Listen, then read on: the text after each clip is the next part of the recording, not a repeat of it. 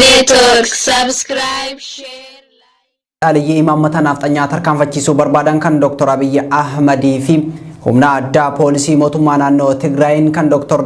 Dabratsiyoon Gabra Mikaa'eliin hoogganaman jidduutti taasifamaa jiruun lubbuun waraanaa fi uummata nagayaa badaa akka jirtu miidiyaan guddichi addunyaa ta'e The Guardian gabaase. Gaaj nama 35 jechuun The Guardianiif gabaasa laateem. Kaabaa naannoo Amaaraatti ammoo loltoonni dhibbaa ol madaa'u The Guardianitti dabaluun gabaaseetii jira. Gaafa jimaata namni nagaa 105 yoo madaa'an namni 5 du'u gabaasa isaa keessattis ibseetii jira. The Guardian gabaasa isaa kana keessatti badhaafamaan Noobeelii nageenyaa bara darbee Abiy Ahmed Robi darbe humna waraanaa lafoo fi qilleensaan gara naannoo Tigraayitti bobbaasu ibsem.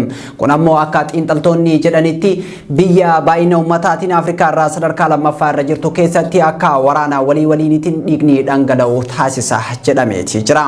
Waraanni raayyaa ittisa biyyaa fi humna addaa mootummaa naannoo Tigraay meeshaa waraanaa gurguddaa hidhachuu kan ibse The Guardian gareen Abiy raayyaa ittisa biyyaa isaanii akka milkaa'aa jiran gabaasanis dhugummaa isaa mirkaneeffachuuf naannichatti tajaajilli internetaa cufachuun danqaa ta'uu gabaasem. The Guardian gabaasa isaa keessatti kaaba naannoo Amaaraa karaa lolli itti geggeeffamaa jiru kanatti ambulaansii reeffaa fi waraana madaa'ee baattee fiigduu irra deddeebiin akka mul'attu ifoomsem. Magaalaa Saanjaa kan daangaa mootummaa naannoo Amaaraa fi Tigraay jidduutti argamtu keessa kan dalagu ogeessa fayyaa tokko wabeeffachuun kan gabaase The Guardian miseensota raayyaa ittisa biyyaa miidhaman 98 hospitaala magaalaa sanii keessatti yaalamaa akka jiranii fi hospitaala magaalattii keessaa meeshaan wal'aansaa gahaan jiraachuu dhabuu irraa kan ka'e waraanni miidhame gara hospitaala magaalaa Gondar akka fe'amaa jiru ifoomseetii jira. Gabaasni The Guardian dilbata darbee baase kun miidhaa jimaataa fi sanbata darbee dhaqqabe yoo ta'u guyyoota sadan achi as jiran irratti miidhaa dhaqqabe wanti beekamu hin jiru. Dhaabbanni mootummoota gamtoomanii waraana mootummaa naannoo Tigraay fi Dr. Abiy Ahmed jidduutti banameen namoonni miiliyoona 9 buqqa'uu akka danda'an ibseetii jira. Oduma walfakkaatuun waraanni finxaaleeyyii sirna nafxanyaa deebisuu barbaadanii fi humnoota federaalistii jidduutti geggeeffamaa jiruun miseensi waraana mootummaa lakkoofsaan 30 caalan hidhannoo guutuu wajjin guyyaa kaleessaa Suudaanii koola galtummaa gaafatu isaanii gabaafameetii jira. Waraana waliiniitiin balbala kan saaqe bulchiinsi barri aangoo isaa dhumate Dr. Abiy Ahmed erga torbee darbee waraana mootummaa naannoo Tigraay irratti labsee ajajootaa fi miseensonni waraana biyyoota ollaa koola galtummaa gaafataati. Torbee darbe keessa koloneelonni 4 fi koomaandaroonni waraanaa 12 koola galtummaa mootummaa Jibuutii gaafataniiti jiru. Guyyaa kaleessa akka Reuters fi Sudan News Agency gabaasanitti maatii 4 fi waraanni baay'inaan 30 gahan hidhannoo guutuu wajjin daangaa Itoophiyaa fi Sudan bakka Luqdii naannawa Fashaaqaa karaa kaaba baha bulchiinsa Gadaarifiin Sudan seenanii koola galtummaa gaafataniiti jiru. Humni waraanaa koola galtummaa gaafate kun dhalattoota naannoo Amaaraa yoo ta'an miseensota raayyaa ittisa biyyaa akka ta'an Sudan News Agency fi Reuters gabaasaniiti jiru. Baqattoonni lakkoo isaan baay'ee ta'an naannawa seektara qonnaa Alkaanabii daangaa Qadiimaa fi Alaawaa jedhamutti walitti qabamaa akka jiran maddi Suudaan kun itti dabaluun gabaaseetii jira. Waraanni raayyaa ittisa biyyaa fi humna addaa naannoo Tigraay jidduutti taasifamaa jiru kibba Tigraayitti kan geggeeffamaa jiru yoo ta'u daangaa lixa Suudaan irraa fageenya guddaa hin qabu. Sababa kanaan mootummaan ce'umsaa Suudaan naannoo lolli itti baname kanaan daangaa isaa torbee darbee keessa cufeetii jira. Waraana waliinii garee Dr. Abiy Ahmed fi garee Dr. Dabratsiyoon Gabra Mikaa'el jidduutti sadaasa 3 halkan kibxata darbee banameen lubbuun namoota baay'ee galaafatamaati jirti. Waraannii fi baqattoonni waraana kana jala baqatanii Suudaanitti koola galtummaa gaafatan mootummaa ce'umsaa Suudaan lola kana gidduu seenee akka dhaabsu gaafataniiti jiru. Haaluma kana hordofuun mootummaan Suudaan mootummaa Itoophiyaa lola waliinii adeemsaa jiru akka dhaabe marii adeemsisuu wiixataa kaleessaa sadaasa 9 bara 2020 yaamicha taasiseetii jira. Manni maree nageenyaa fi ittisa Suudaan walgahii kalee taa'een waraanni waliinii Itoophiyaa keessa jirtu irratti mari'ateetii jira. Ministeerri ittisaa Suudaan Yaasin Ibrahim walgahicha booda akka jedhanitti ollaa biyya teenya Itoophiyaatti waan adeemamaa jiru hordofaatii jirra. Dhimma kana paartileen siyaasaa fi mootummaan marii dhimma nageenyaa irratti taasisuu qabu jedheetii jira. Suudaan ammoo akka paartiilee fi mootummaan dhimma jaarsummaa irratti walii galaniif ga'eesii irraa eeggamu kan taphattu ta'us beeksiseetii jira. Waajjirri ministeera mootummaa Suudaan akka beeksisetti ministeerri muummee Suudaan Abdallaa Hamdooki yeroo afur ministeera muummee Itoophiyaa kan gadaan isaa dhumatte Dr. Abiy Ahmed dubbisuun akka inni mootummaa Tigraay wajjin jaarsummaa seene gaafachuu himem. Gama biraatiin Dr. Abiy Ahmed jidduu lixiinsa jaarsummaa igaad gaafate kufaa taasisuun waraana waliinii kan dhiiga lammiilee dhangalaasaa jirutti cicceetii jira. Faallaa kanaatiin mootummaan naannoo Tigraay lola irratti baname ofirraa qolataa gamtaan Afrikaa akka gidduu seenu gaafateeti jira. Gaafii Tigraay gamtaa Afrikaa gaafatte kun ammoo siyaasaaf akka ta'etu dubbatamaati jira. Oduu biraatiin barsiisaan yuunivarsiitii Finfinnee fi walitti qabaa hayyoota Oromoo kan ta'e Dr. Hussein Kadir achi buuteen isaa dhabamuun dhagahame. Barsiisaa yuunivarsiitii Finfinnee fi dura ta'an waldaa hayyoota Oromiyaa ajjeefamuu artistii Qaalii Haacaaluu Hundeessaa booda qabamee qajeelcha poolisii magaalaa Sabbataa erga ture booda karaa godina Baalee aanaa Agaarfaa geeffame. Galmeen beellamaa yeroo erga irraa cufamee ji'oonni lakkaa'amanis osoo maatii isaa gadi lakkifamaa eeganii waajjira poolisii magaalaa Agaarfaatii humna addaa poolisii Oromiyaa baasanii achi buutee dhabamsiisuu maatii odeeffanneeti jirra. Dr. Hussein Kadir gara Finfinneetti geessina jechuun jimaata darbe waajjira poolisii aanaa Agaarfaa irraa fuudhanii kan deemanan yoo ta'u maatiin isaas isa hordofuun gara Finfinnee dhufus Dr. Husseinin argachuu hin dandeenye. Komishiniin poolisii Oromiyaa yeroo takka nu bira hin geenye jedha wayita bira ammootu gara Baalee deebisne jechuun odeeffannoo waldaa maatiif kennaati jira. Maatiin Dr. Hussein Kadir manneen hidhaa ilmaan Oromoo keessatti darraman hunda barbaadus argachuu hin dandeenye. Qaamni deebii isaanii kennus hin jiru. Dr. Hussein Kadir iyyata mirga wabii dhiyeeffachuuf hayyamni kan kennameef yoo ta'u jidduutti danqaa isaa mudateen iyyata mirga wabii osoo irraa hin fuudhamin turus boodarraa iyyanni mirga wabii irraa fuudhame manni murtii aanaa Agaarfaa lakkoofsa galmee 21-24-5 irratti dhaddacha gaafa 11/2013 ooleen mirga wabii qarshii 10,000 qabsiisanii hidharraa akka bahan ajajeetii ture. Dr. Hussein mallaqa san qabsiisanis hanga ammaa hidharraa bahuu hin dandeenye jedha maatiin PBS bilbilaan dubbise. Abbaan alangaa waliigalaa federaalaa xalayaa gaafa 13/2013 barreessan galmee qorannoo yakkaa Dr. Hussein Kadir qorachuun murtii kennee ture. Xalayaa kana keessatti Dr. Hussein kan shakkaman mootummaa mormitaa Jawaariin waliin hidhata qabdaa ajjeefamuu artisti Haacaaluu Hundeessaa booda yakka gaafa 23/2012 yookaan ammoo waxabajjii 30/2020 akka biyyattiitti raawwatame keessatti hirmaattee jirta jedhamanii akka himataman ibsameeti ture.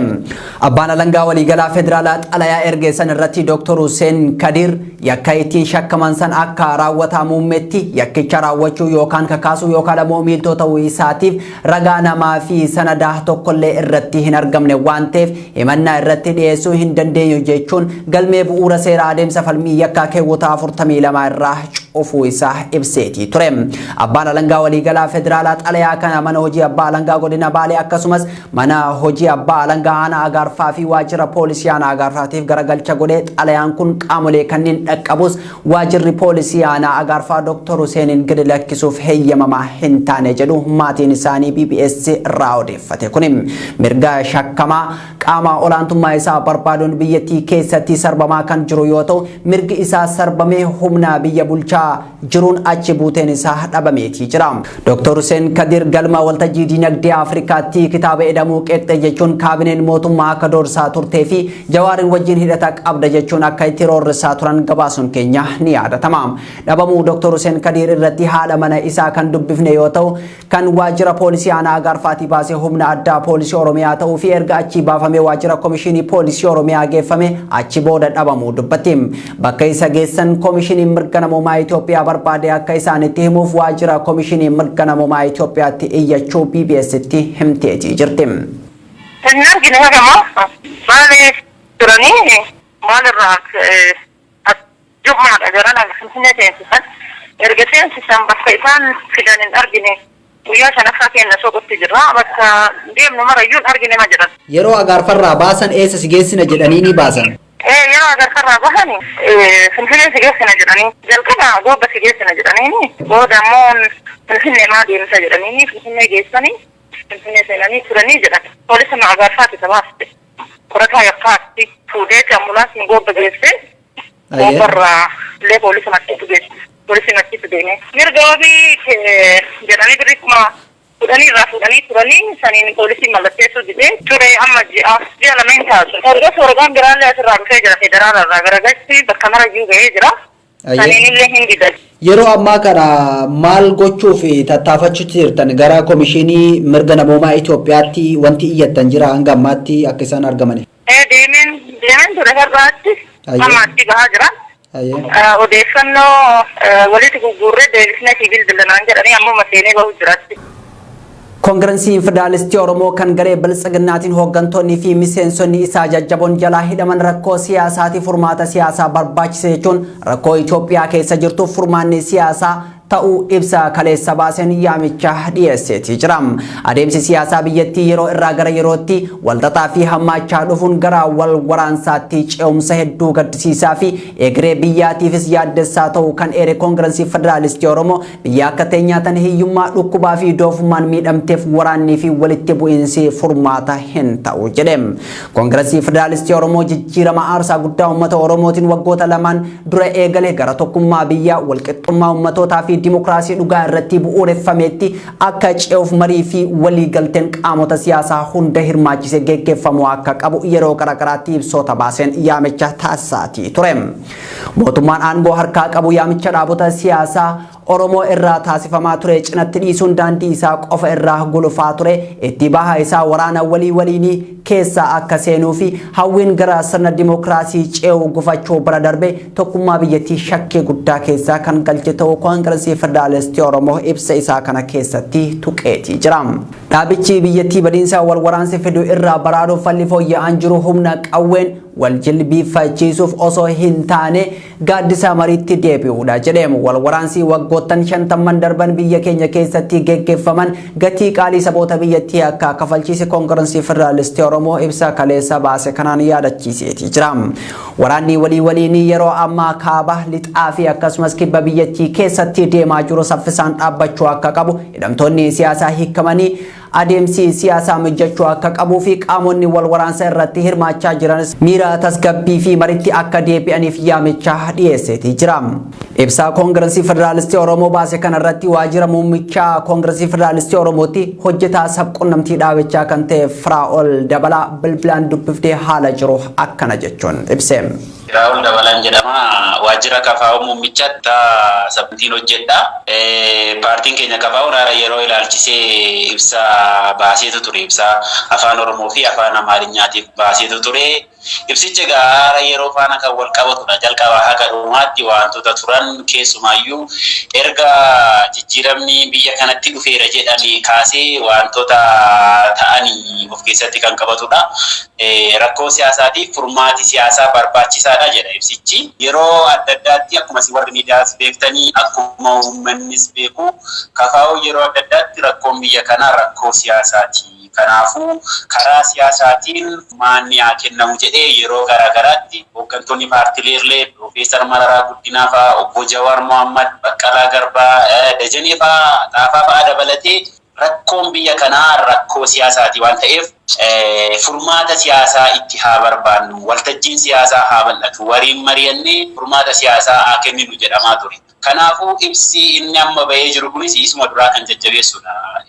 Rakkoo nama dhufaa jiru kuni dura dhufuu akka danda'u kafaa'oon dhaabbilee mootummaa adda addaatiif waajjira muummicha ministeeraatiif paarlamaa biyyattiitiif boordii filannootiif paartiilee siyaasaatiif akkasumas miidiyaalee adda addaa fi qaamolee dhimmi ilaallatu hundaaf galchaa ture. Kafaa'oon maaltu akka barbaachisu waliigaltee biyyaalessaatu barbaachisaa. Yeroon filannoolee dhumaa jira. Dhufaatii weerara vaayirasii koronaatiin wal qabatee dheerachuu filannootiin wal qabatee gaagama siyaasaa fi heera mootummaa biyya kana mudateef furmaata siyaasaatii jedhee kafaa'oon yeroo baay'ee rakkoo biyya kanaa furmaata isaa faana lafa kaa'atu. Haa ta'u malee mootummaa yeroo sana ofiisaatiif piroopozaala ofiisaatiif dhiyeesse sana hojiirra oolfate malee kan paartiin keenya dhiyeesse sana garagalee yoo inni ilaalle kanumaan egaa rakkoon ni dhufa jedhamee yaadame sun amma qabatamaadhaan biyya kanatti dhufe. Jawaar Mohammad fa'is otoo hin hinamin dura kan isaan haasa'aa turan politikaal soolushinii biyya kanaaf fiduu qabnaa jedhanii. Ammas egaa ibsi keenya nama kan xiyyeeffatu waraanni biyyattii keessatti gaggeeffamaa jira. Waraanni gaggeeffamaa jiru immoo waraana lammiilee biyyattii gidduutti gaaga'aa jirudha malee weerara biyya alaarraa taasifamaa jiru miti. Kanuma immoo deddeebi'ee lixa Oromiyaatti naannoo Wallaggaatti Gujii irratti taasifamaa turedha.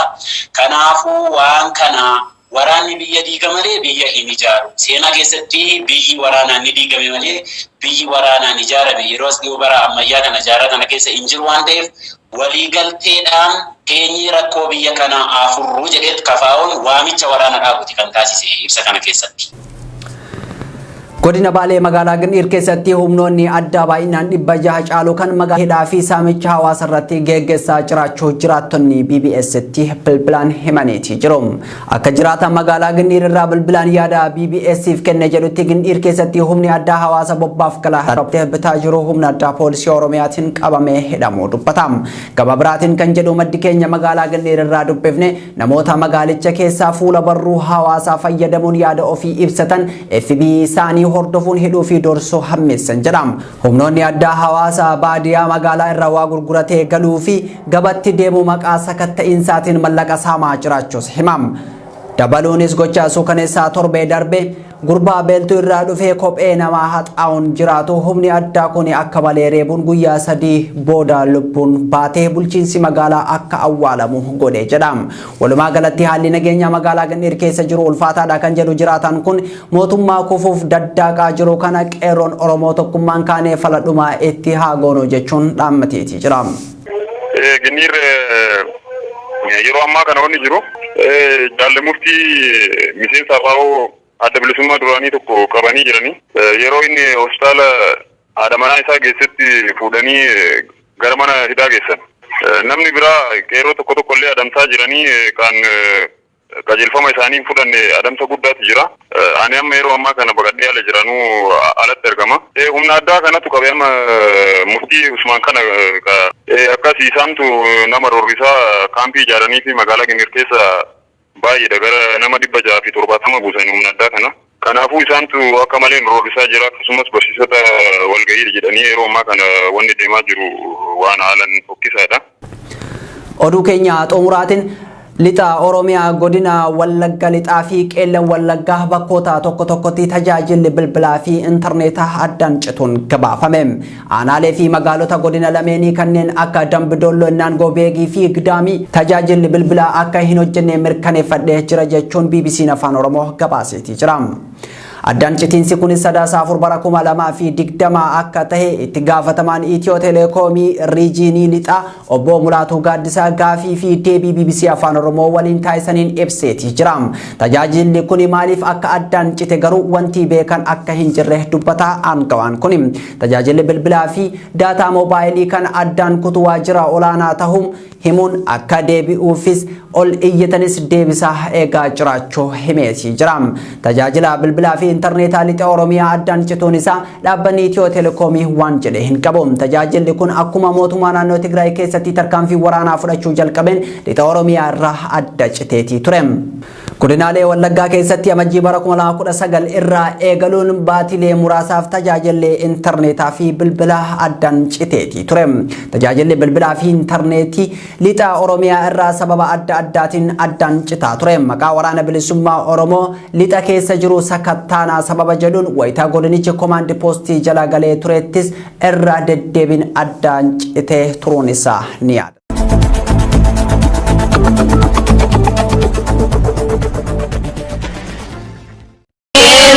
Media Network. Subscribe.